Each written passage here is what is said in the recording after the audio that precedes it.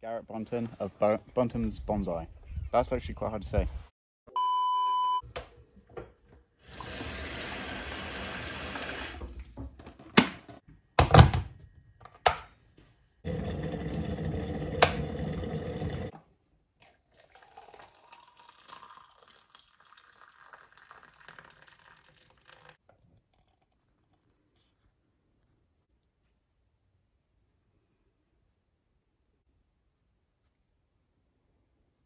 Hey guys, welcome back to another video. Now, I know what you're thinking, but this video actually isn't clickbait. This is the world's smallest elm.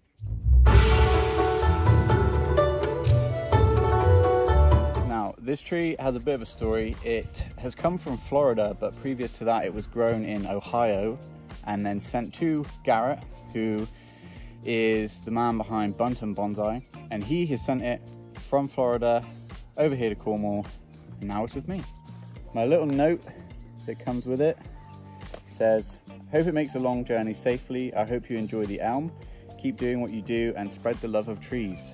Garret Bunton of Bunton's Bonsai." That's actually quite hard to say. Garret Bunton of Bunton's Bonsai. So, because this is the world's smallest elm, I don't even think you can really see this. Let's have a proper look, shall we? So I got my little beer koozie, whatever they call them. I'm using mine for chamomile tea. This is what you really want to look at, isn't it? This is the world's smallest elm. Here's a bit of information about it. I believe these are actually grown for, they're real, but they're grown for like model sets and things like that. As you can see from the tag, this only grows 1 to 2 inches per year.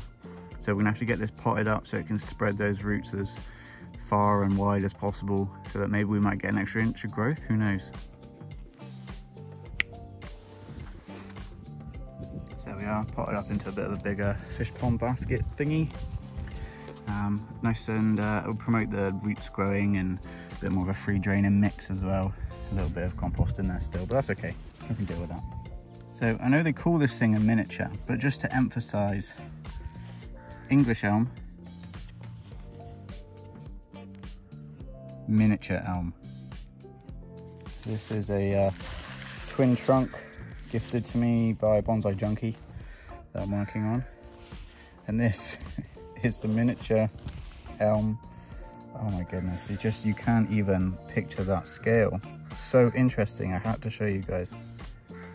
I mean, stop me if I'm wrong, but I've never seen anything like this before, so it could be the only one in the UK, who knows. My plan with it is to grow it nice and big and to try and propagate it so I can share it with the community. All the major players will receive their cuttings in time. Garret was also kind enough to send me some red pine seeds as well, so I'm going to get those potted up in just a second here. But I wanted to let you know a few things that we have going on between Garret and I. A little tree swap type thing that's been going on between me here in Cornwall and him in Florida, USA. So the whole thing started off with an Instagram reel that I made. I uploaded it as a short as well, basically asking if people wanted native tree species here in Cornwall, if they wanted the seeds posted, and I was giving them similar to what I did with the maple seeds. I was just asking for postage, so the seeds themselves were actually free. Garret DM'd me, which is another reason why you should be following me on Instagram if you do use it. Not everyone does, and that's fine, but if you do, make sure you follow me over there, because I'm quite active most days, so there's stuff on there that you won't always see here. He messaged me, asked for some oaks, and I was like, of course. So I sent him over some oaks, a few sweet chestnut and horse chestnut.